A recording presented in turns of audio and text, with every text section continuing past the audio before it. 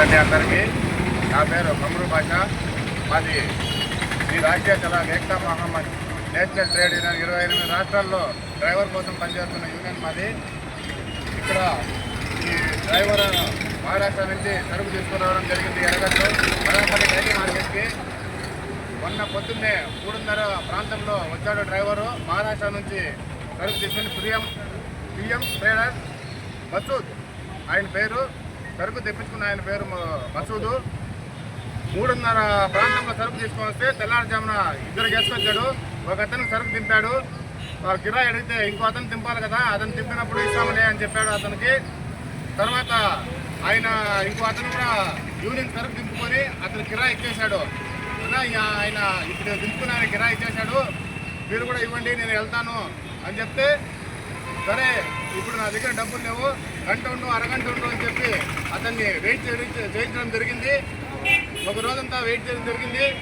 తర్వాత యూనియన్కి వెళ్ళి అడిగితే ఇప్పుడు డబ్బులు లేవు, ఫోన్పేలో వేస్తాం లేవు అని చెప్పాడు అతను. మాకు అవసరం లేదండి, మీరెవరో మాకు తెలియదు, నా దగ్గర ఫోన్పే కూడా లేదు, మీరు ఎప్పుడు ఇస్తారో చెప్పండి, మేము అప్పుడే తీసుకెళ్తామని చెప్పడం జరిగింది డ్రైవర్ గారు. కాబట్టి నేను పొద్దున్నే ఇస్తాను, నేను బండ్లో పడుకో అని చెప్పారు. ఆయన అదేవిధంగా వెళ్ళి బండ్లో పడుకున్నారు.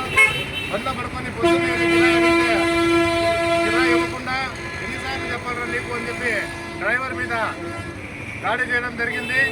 అతను ఫోన్ లాక్కొని, మా యూనియన్ కార్యకర్తలు ఫోన్ చేస్తామంటే అతను ఫోన్ లాక్కొని డ్రాలో వేసుకొని నువ్వు ఎవరు చెప్పుకుంటావు చెప్పుకోబో అని చెప్పి అతన్ని 6 మంది పట్టుకొని కొట్టారు.